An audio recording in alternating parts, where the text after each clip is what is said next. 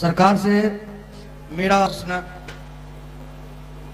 कि महाराज जी, आप जैसे संतों से हम सब ने सुना है कि भक्ति में शक्ति होती है, और इसका उदाहरण जैसे कि आपके ही वृंदावन में प्रेमानंद जी महाराज हैं, जिनकी दोनों किडनी खराब है।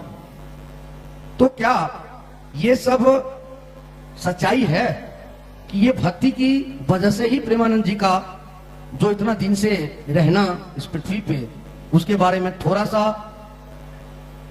बता दें। ये सवाल हमारे, और इसमें अगर कुछ ऊंच नीच हो तो मैं क्षमा चाहता हूं, ये मुझे सुनना है आपके मुखारबिंद से। नहीं, प्रश्नों में कोई ऊंच नीच थोड़ी होती है। आपने जो पहला प्रश्न किया ना हमारे प्रेमानंद बाबा के बारे में, इस समय आप सब जानते हैं, आप देखते भी होंगे, इस समय उनका जलवा चल रहा है, जलवा। और हमारे देखो, हम तो उनको प्रेमानंद बाबा को हमारे वृंदावन में रहते हैं वो, इसलिए हम एक तरह से उनको इस वक्त सनातन के भीष्म पितामह की श्रेणी देते हैं इस समय। और राधा रानी की विशेष कृपा है उन पे। कृपा तो देखो सब पे होती है राधा रानी की, उन पे विशेष क्यों है? कृपा तो हम पे भी है राधा रानी की, आप सब पे भी है, लेकिन उन पर विशेष क्यों है? उन पर विशेष इसलिए है कि उनका एक नियम मुझे बहुत प्रिय लगता है, जो राधा रानी की वजह से ही है। क्या? वो वृंदावन को छोड़ के नहीं जाते कहीं। वो वृंदावन को छोड़ के, उनके पास कितने कितने ऑफर आते हैं कि महाराज चलो कुछ आप वहां प्रवचन करना। पता है, हमारे यहाँ कहा जाता है कि हम जैसे वक्ता जो कथा करते हैं, जो वृंदावन को छोड़ के कभी कहीं जा रहे हैं, कभी कहीं जा रहे हैं, कभी कहीं जा रहे हैं, हमारे वृंदावन में ऐसी मान्यता है कि उनको किशोरी जी भेजती हैं, ब्रज से बाहर जाओ। क्यों? बोले ये तुम्हारी सजा है। वृंदावन से बाहर जाना वो हम लोगों के लिए एक तरह से सजा है। अच्छा, ये राधा रानी क्यों क्यों हमको सजा देती है? ये कि हमको वृंदावन से बाहर भेजने की सजा देती है।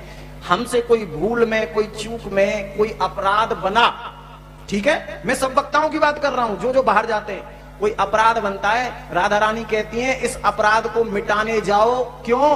क्योंकि प्रचार करो कृष्ण नाम का, उससे तुम्हारा एक तो तुम्हारे पाप खत्म हो रहे हैं, एक जो लोगों के पाप हैं उनको भी खत्म करो और वृंदावन छोड़ के जाओ। जय श्री राम। लेकिन प्रेमानंद बाबा वृंदावन को नहीं छोड़ते हैं, इसीलिए किशोरी जी की उन पर बहुत बड़ी कृपा है। तुम्हें पता है, बिरले ही संत ऐसे होते हैं जो ब्रज को छोड़ के नहीं जाते। आजकल लाइमलाइट में ऐसा ये सोशल मीडिया चल रहा है, किसको नहीं है जाने का, किसका मन नहीं करता? कोई विदेश जाना चाहता है, कोई कहीं जाना चाहता है, कोई, लेकिन सच्चे संत भैया ऐसे ही होते हैं। सच्चे संत ऐसे ही होते हैं। ऐसा कौन है जो उनसे मिलने नहीं आता? ऐसा कौन सेलिब्रिटी है जो नहीं आता? देखो, हम सेलिब्रिटियों के पास जाएं, अगर हम किसी सेलिब्रिटी से मिलने जाएं, पता है लोग सेलिब्रिटी किनको कहते हैं? फिल्म के हीरो हो, फिल्म की हीरोइन हो, उनको हम लोग सेलिब्रिटी कहते हैं। लेकिन वो सेलिब्रिटी कैसे हैं पता है? बड़े खतरनाक वाले हैं। अभी मैंने एक ऐसा दृश्य देखा, कुछ लोग राम मंदिर में आए थे, अभी राम मंदिर का उद्घाटन हुआ, उसमें भगत जी राम मंदिर में ऐसे सेलिब्रिटी आए जिन्होंने कुछ समय पहले ही ये बयान दिया था कि हमको तो गाय का बीफ बहुत अच्छा लगता है। हाँ, नाम नहीं लूंगा मैं, बताओ, वो उनको सेलिब्रिटी मानते हैं लोग जो गाय का मांस खाते हैं। गाय के सेलिब्रिटी हैं, थूको ना इन पे।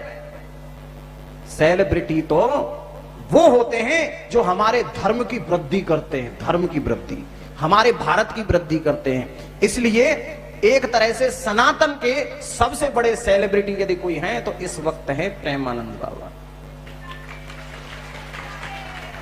मालूम है, कई लोग संत की परिभाषा नहीं जानते। कई लोग ऐसे लोगों को संत बताने लग जाते हैं, वो संत है ही नहीं। कितने लोगों को तो मैं ऐसा जानता हूं जिनको लोग संत तो कहते हैं, लेकिन सिर्फ संत के नाम पे वो कर क्या रहे हैं? अपने बच्चों को आगे बढ़ा रहे हैं। देखो, संत वो है, न तो वो परिवार में फंसता है, न वो माया में फंसता है। ध्यान रखना, जो परिवार में फंसा है, मेरा बेटा, मेरी बेटी, मेरा परिवार, वो जीवन में कभी संत हो ही नहीं सकता। प्रेमानंद बाबा की विशेषता यही है, उनमें परिवारवाद भी नहीं है। ना कोई उनके आगे है ना कोई उनके पीछे है। जैसे हमारे उत्तर प्रदेश के मुख्यमंत्री हैं योगी जी, एक तरह से प्रेमानंद बाबा योगी भी हैं। और उनकी एक और विशेषता है भगत जी, वो फालतू के फॉलोवर बढ़ाने के चक्कर में फालतू के प्रवचन कभी नहीं देते। बहुत से लोग फॉलोवर बढ़ाने के चक्कर में जाने क्या क्या करते हैं, कैसी कैसी चीजें डालते हैं, लेकिन वो सिर्फ राधा नाम, वृंदावन की महिमा, ब्रजवासियों की महिमा। कोई ब्रजवासी आज उनके पास चला जाए, उठ के साष्टांग चरणों में लेट जाते हैं वो, ये उनकी विशेषता है। क्यों? क्योंकि वो मानते हैं ऐसा कि ब्रजवासी साक्षात कृष्ण का ही रूप होता है।